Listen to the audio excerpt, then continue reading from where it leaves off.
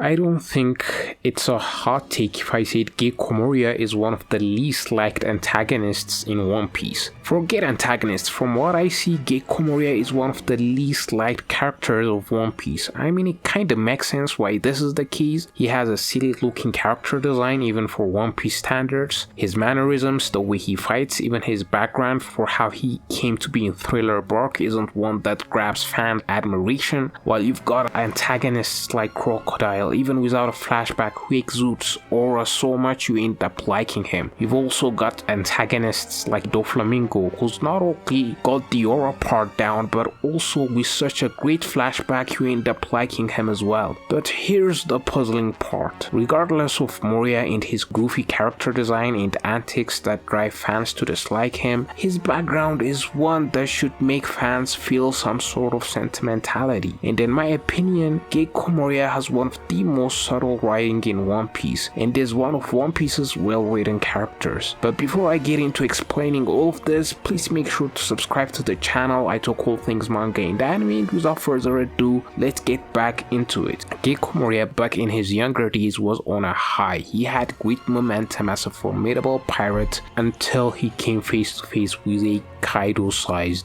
wall. Moria's crew fought against Kaido's until every last member of Moria's crew got annihilated, and this is an event that would forever traumatize Moria, and hence the reason why he wants a zombie army, so that his crew members will never die again. That's some sad, messed up stuff. Almost as sad as, dare I say, Brook's backstory. They both lost their entire crew members, but the key difference being presentation. We get to learn Brook's backstory through a flashback, and it is told in detail, while Moria's backstory is told in passing character dialogues here and there. But the part in the story that struck me about his character was during the climax of the Straw Hats vs Moria fight in Thriller Bark. He gives a villain monologue saying he creates zombie armies so that he wouldn't have crew members who will die, and this is Oda not putting Moria's history front and center, but instead laying out breadcrumbs. He uses zombie armies because he views humans as inferior things that would die easily. Or does he just not want to relive the traumatic experience of losing his entire crew again? And why should us One Piece fans feel any sort of remorse for Moria without this being clarified? And that is absolutely a fair question, which I believe gets answered hundreds and hundreds of chapters later during the intermission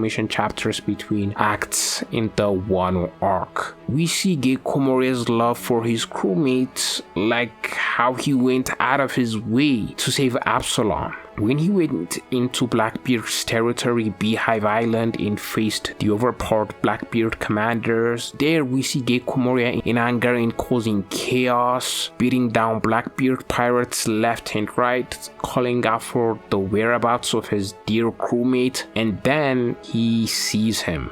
Absalom is perfectly fine and was just having fun in Beehive Island. When Moria sees this, we can see the expression on his face. He is relieved and smiles at seeing Absalom is alright, and even apologizes for beating some of the Blackbeard fodder and causing chaos. This tells me that Gecko Moria is not one of your cartoonish villains, which he may easily come across if you don't read between the lines of his character writing. But as things progress, it turns out that the Absalom we see is a fake, and it was just one of Blackbeard's commanders, Katarina Devon, using her powers to look like him, and Moria's efforts was all for nothing. I'm not gonna lie, seeing Moria happy that his crewmate survived and smiling and apologizing for beating up some of the fodder Blackbeard pirates touched my heart. I know some One Piece fans will disagree with me, but Moria is a very tragic character. He has faced the extreme consequences that Luffy never faces, such as losing his whole crewmate, and one could argue Luffy would have been like how Moria was in Thriller Bark had he not trained for 2 years before going into the new world. And that is a very valid argument, but the thing that fascinates me the most is I feel like we see Oda's writing style heavily expressed in the writing of Gecko Moria, because Oda likes to build his characters before he integrates them into his main narrative, and by build characters what I mean is Oda gives his characters backstory backstories, likes and dislikes, a history within the world, and how they relate to other characters who are already in the story before he introduces them to us. And that is what he 100% did with Moria. He made Moria fat and lazy as he appears in Thriller Bark because he already wrote out Moria's entire history of him being a defeated man who is just thinking of the easy way and avoiding pain. He was strong back in the day, and when I say strong, I mean strong like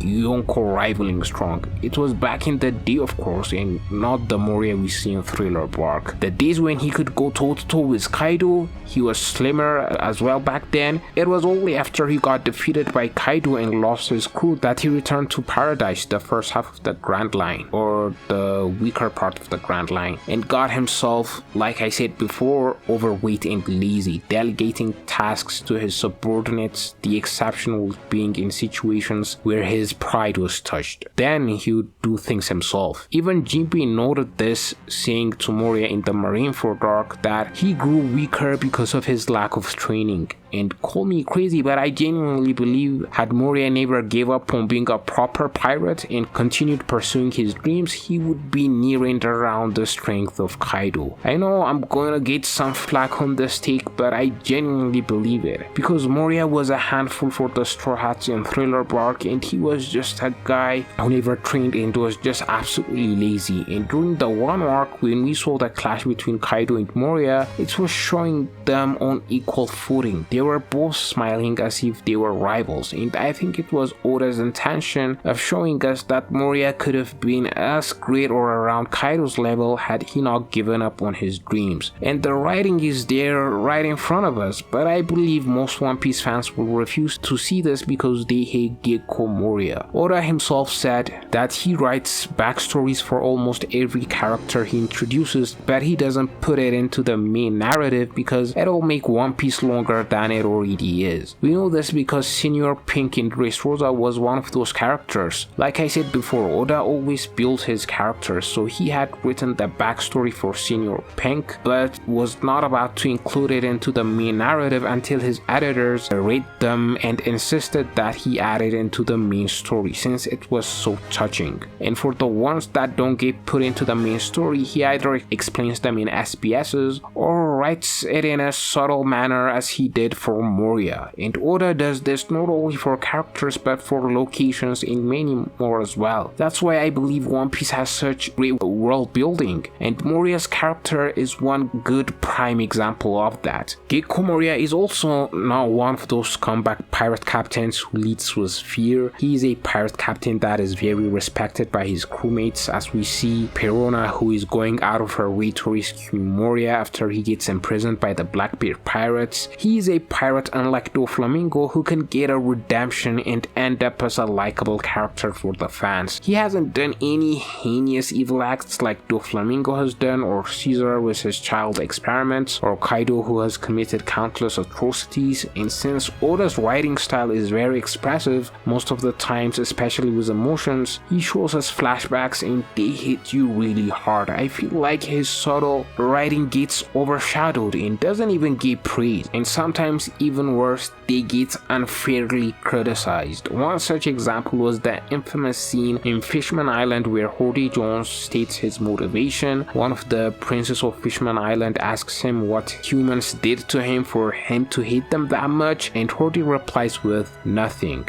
And from my knowledge, this scene is considered one of the worst scenes in One Piece, but I really don't think that is the case. For me and many other people, this scene makes a lot of sense. Hody Jones was not evil towards humans because he was not abused by them, but because he has been told to hate by his environment. And when you tell a kid to hate, especially if you're that kid's guardian, they're absolutely going to take that belief and imprint it deep within them. That's how racism becomes a thing. And now many people realize that most racist people in the world are not racist because they have experienced horrible treatments from said group. I mean, it could develop that way, but most of the time it's your environment that imprints such beliefs in you, and that is another form of subtle writing that Oda didn't explicitly explain and was criticized. And that is how I view Gecko Moria's situation as well. A character whose entire story is there for us to see, and it is quite a powerful one in my opinion, but it is not appreciated as much because Oda didn't explicitly go out of his way to explain it. And I really love the fact that Oda didn't explicitly tell us the story of Gecko Moria, because I think it's more potent in a way when we, the audience, connect the dots ourselves. I mean, I like it when I see an emotional backstory such as we see oftentimes in One Piece, but I also love the subtle subtextual writing. It's the same writing style that makes Oda drop breadcrumbs here and there and drives us One Piece fans to theorycraft. And I hope this video lets people see that Gecko Moria is just not an annoying antagonist and is way deeper than most One Piece fans believe. If you've made it this far, please consider liking the video. Also, don't forget to subscribe, and with that said, see you guys in the next one.